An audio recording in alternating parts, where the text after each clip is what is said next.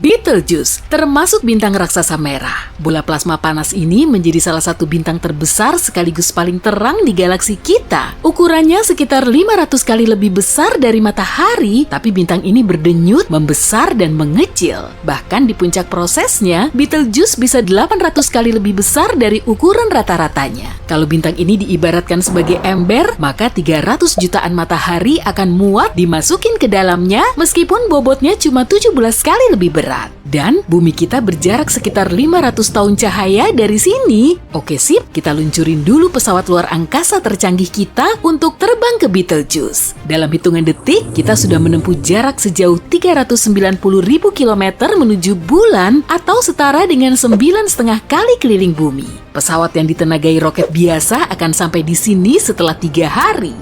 Kita sudah di dekat Mars nih. Penerbangan ke planet merah biasanya ditempuh selama 7 bulan. Sejumlah rover tengah melakukan pengamatan di permukaannya. Ada juga helikopter tanpa awak pertama, Ingenuity. Permukaan Mars 3 kali lebih kecil dari bumi, bobotnya juga 10 kali lebih ringan. Sebagian orang sedang mengupayakan koloni manusia di Mars dalam waktu dekat. Di luar Mars, kita perlu sering menghindar dan menangkis batu luar angkasa, tepatnya di sabuk asteroid. Di sini banyak serpihan dan objek luar angkasa dengan segala rupa dan bentuknya. Yang terbesar bernama Ceres, permukaannya sedikit lebih luas dari Argentina dan bobotnya sekitar 1%-nya bulan. Berat seisi sabuk asteroid kurang lebih 25 kali lebih ringan dari bulan. Selanjutnya, kita sampai di raksasa gas Jupiter dan Saturnus. Ukuran keduanya paling besar di seluruh tata surya kita. Bobotnya juga paling berat meski permukaannya nggak berwujud padat. Lalu, kita melewati Uranus dan Neptunus atau yang biasa kita kenal sebagai raksasa es. Di sisi luar tata surya kita ada si mungil Pluto, tapi sekarang statusnya udah tercoret dari kakak tata surya.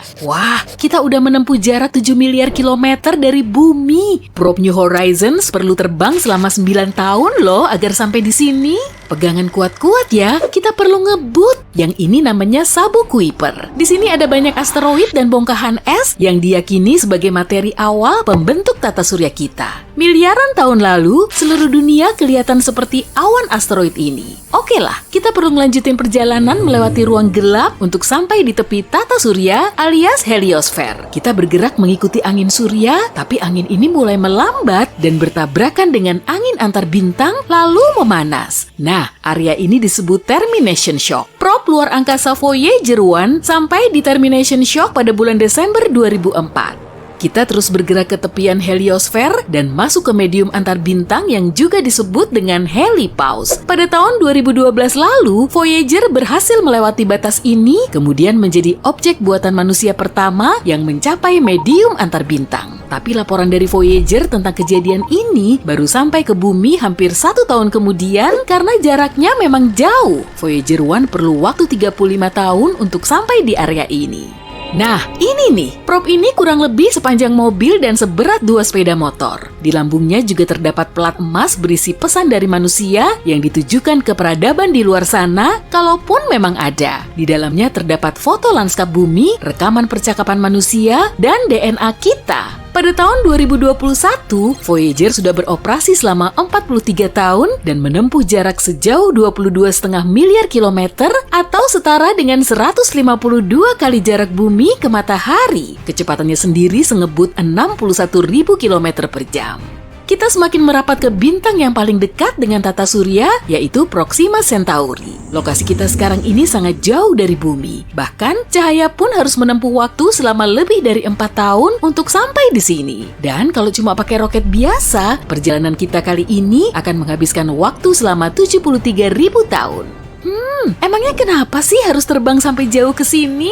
Nah, di sini ada planet mirip bumi bernama Proxima Centauri b. Planet ini 10% lebih besar dari bumi dan sedikit lebih berat. Letaknya juga ada di zona Laik Huni dari bintang induknya. Jadi, di sini kemungkinan ada air yang berwujud cair dan terdapat kehidupan. Tapi bintangnya sendiri kadang mengeluarkan kobaran api, kilaunya juga bertambah hampir 1000 kali. Kalau sudah begini, planet akan memancarkan banyak radiasi hingga memusnahkan bentuk kehidupan yang ada di dalamnya.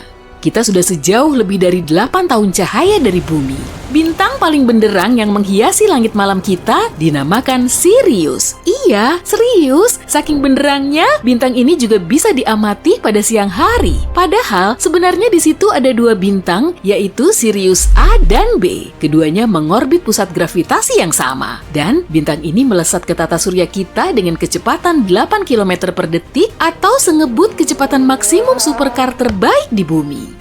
Oke, stop! Kita sudah sampai di planet yang mungkin bisa dihuni sejauh 39 tahun cahaya dari bumi. Namanya TRAPPIST-1d dan bintang induknya berupa Katai Putih atau bintang dingin yang 10 kali lebih kecil sekaligus lebih ringan dari matahari. Di sekitarnya juga ada 7 planet. Tapi TRAPPIST-1d paling mirip dengan bumi. Planet ini cuma 30% lebih kecil dan 3 kali lebih ringan dari bumi. Tapi permukaannya berbatu-batu dan suhunya 9 derajat Celcius. Jadi saat berada di sini, enaknya pakai jaket tipis aja. Di sini juga kemungkinan ada atmosfer, pegunungan, laut, dan samudra. Dengan kata lain, kemungkinan kita bisa membentuk koloni manusia di permukaannya. Tapi untuk sampai di sini, kita perlu terbang selama 677.000 tahun dengan roket biasa.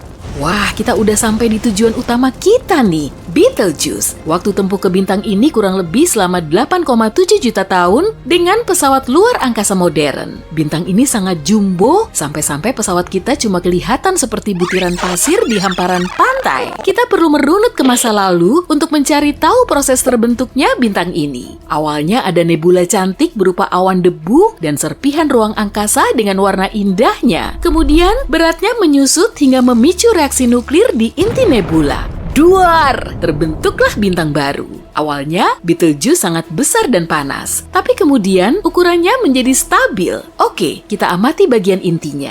Reaksi nuklir di inti bintang menghasilkan panas dan energi yang sangat besar. Energi ini kemudian menghasilkan gaya pendorong dinding bintang dari dalam, sehingga membuatnya makin besar dan makin berat. Makanya, gravitasi mendorongnya dari luar, dan kalau kedua gaya ini saling seimbang, bintangnya juga ikut stabil.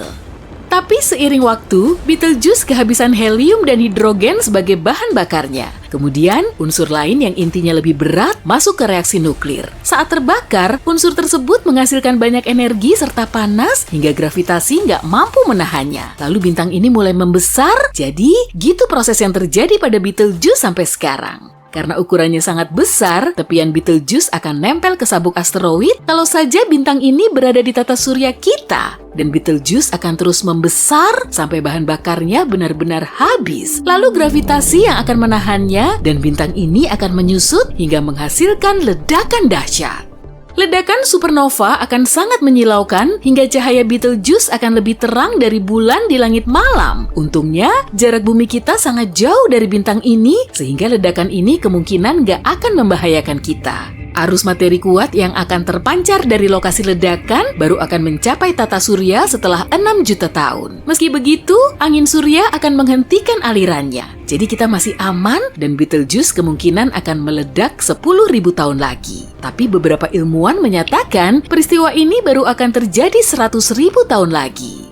Tapi sebelum Betelgeuse meledak, kemungkinan akan ada fenomena menarik lain. Gravitasi akan menekan inti bintang yang besar dengan kekuatan dahsyat sehingga terbentuk lubang hitam. Lubang hitam merupakan objek paling berat di alam semesta kita. Dan gaya gravitasinya sangat kuat, cahaya pun nggak bisa lolos dari jeratannya. Lubang hitam Betelgeuse akan mulai melahap debu kosmik dan sisa-sisa bintang. Semua puing dan cahaya dari bintang lain akan membeku di dekat horizon peristiwa lubang hitam ini. Dan untuk pertama kalinya dalam sejarah, kita akan bisa menyaksikan kelahiran objek misterius ini. Tapi kenyataannya, Betelgeuse terlalu ringan, jadi kemungkinan besar bintang ini akan menjadi katai putih yang perlahan pudar hingga nggak terlihat lagi. Hari ini, kita akan melatih otot inti kita. Jadi siap-siap berkeringat ya. Maaf, bukan inti yang itu. Hei, manusia sudah melanglang buana, turun ke inti bumi dan naik ke luar angkasa. Tapi gimana kalau kita bisa memadukan petualangan ini dan mencari tahu apa yang tersembunyi dalam planet-planet lain dan beberapa bulan di tata surya? Dengan bantuan bor hiper antar bintang ini, paling tidak kita bisa mencapai sebagian. Koordinat sudah ditentukan, semua sistem siap, dan destinasi pertama kita adalah bulan. Bulan kita tepatnya. Kita mendarat di permukaannya yang kelabu dan terpencil di bawah langit yang hitam. Tidak ada warna biru di sini karena sedikitnya atmosfer yang bisa menyebarkan sinar. Bohr mulai bekerja dan pertama kita menembus lapisan luar bulan. Keraknya seperti di bumi. Kita ada di bagian bulan yang terang, jadi ketebalan lapisan ini hanya 70 km, tapi kalau kita mendarat di bagian yang gelap, ketebalannya lebih dari 2 kali lipatnya. Bulan adalah objek berbatu, jadi sebagian keraknya tersusun atas silikon, besi, aluminium, kalsium, oksigen, dan magnesium dengan unsur-unsur lain dalam jumlah lebih kecil. Lebih jauh ke bawah, kita bertemu mantelnya. Dan ini adalah perjalanan panjang dan membosankan. Ketebalan lapisan ini sekitar 1.400 km. Makin dalam, suhu makin panas. Kita menemukan materi komposit, piroksen, dan olivin. Materi ini tersusun atas besi, silikon, oksigen, dan magnesium dalam proporsi berbeda. Akhirnya, kita menerobos lapisan keras dan memasuki inti luar yang semi cair. Berjalan lagi sejauh 150 km ke depan, menembus rawa yang mendidih ini. Dan kita menyelam ke lautan besi di kulit inti cair. Ketebalannya hampir 100 km dan logam cair itu bisa membuat kita menguap, tapi bor ini dibuat untuk menahan serangan yang sangat berat. Lalu, kita mendadak berhenti. Di bagian terdalam bulan, terdapat inti besi padat setebal 240 km.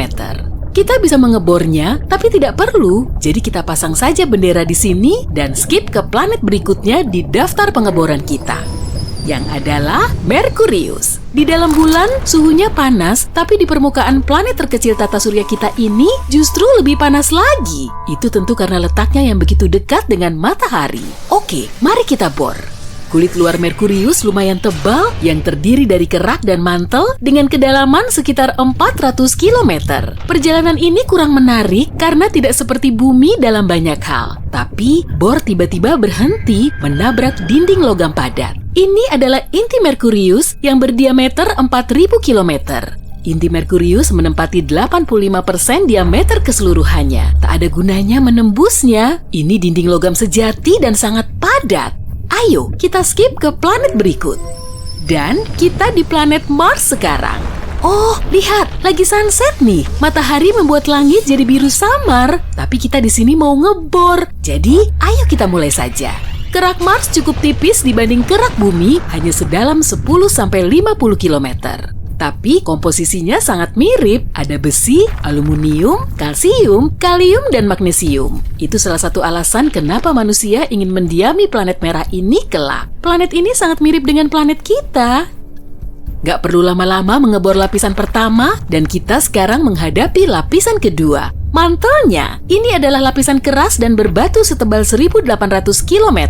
Berkat ukurannya, kegempaan Mars sudah tidak aktif lagi. Tidak ada magma mendidih di dekat permukaan planet, membuatnya hening dan jinak. Ini penggalian yang panjang, tapi akhirnya kita berhenti mendadak, menabrak inti planet. Sebuah bola besi, nikel, dan belerang berdiameter 3.200 sampai 4.200 km.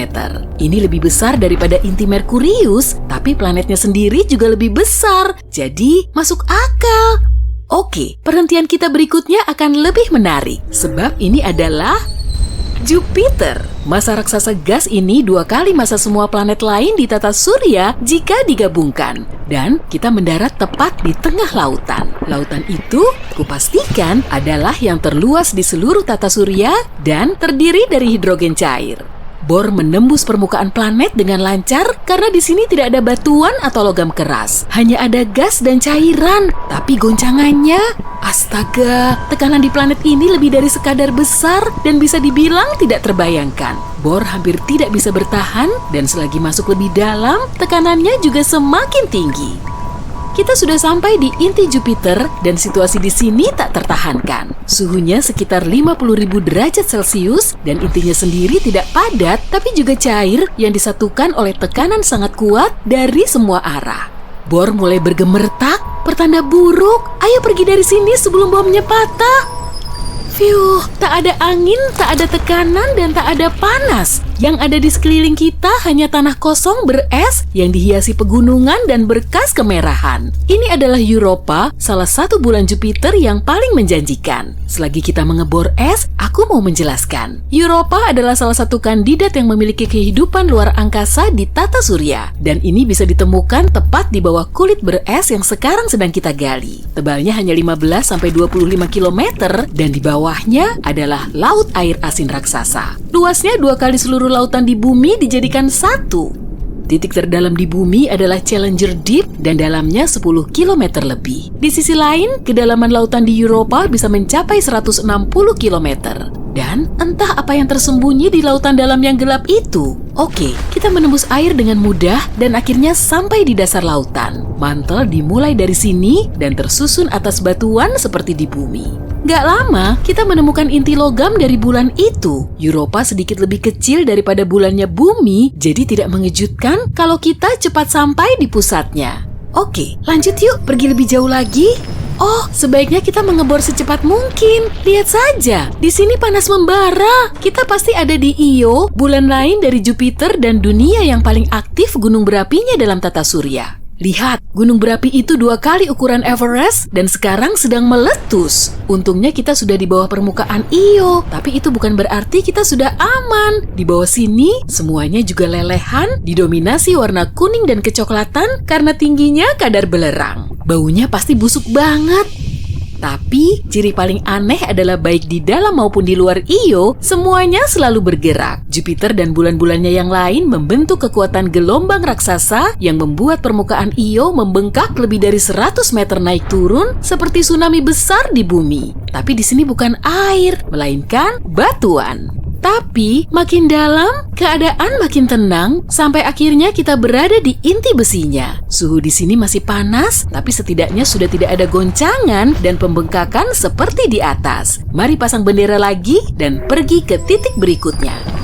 Dan itu adalah Saturnus, planet terbesar kedua dalam tata surya dan yang paling terkenal dengan cincinnya yang spektakuler. Tapi bukan satu-satunya planet bercincin loh, nanti kita bahas ya. Nah, seperti yang sudah kamu lihat, bor kita jatuh menembus gas hidrogen dan helium yang menyusun sebagian besar permukaan planet dan atmosfernya. Tidak perlu bekerja di sini, cukup tunggu dan berharap semoga tekanan yang sangat besar tidak menghancurkan bor kita menjadi rongsokan. Akhirnya, tekanan menjadi begitu besar sehingga kita mendapati diri kita berada dalam hidrogen cair dan di sini kita mulai menyelam. Kita akan segera sampai di inti Saturnus yang padat. Ah, ini dia. Inti ini tersusun atas besi dan nikel dan sebenarnya cukup kecil jika dibandingkan dengan keseluruhan planet. Oke, destinasi terakhir menunggu. Ayo. Disinilah kita, Neptunus. Bor segera melempar jangkar karena angin di sini sangat kencang. Kecepatannya mencapai 5 kali kecepatan siklon tropis yang paling ganas di bumi. Neptunus diselimuti lapisan hidrogen dan helium tipis seperti Saturnus atau Jupiter, tapi di bawahnya ada lebih dari itu. Di perbatasan tata surya ini panas, berangin dan sepi, jadi mari kita menggali saja. Di bawah bermacam-macam gas itu, tiba-tiba ada massa air, metana, dan amonia panas yang menggelegak. Fiuh, zat-zat ini panas. Meskipun Neptunus disebut raksasa es, namanya berasal dari intinya jauh di dalam, yakni tujuan kita sekarang. Ada sebuah bola batuan dan es kecil. Dan meskipun di atas suhunya mendidih, es di bawah sini tetap dingin.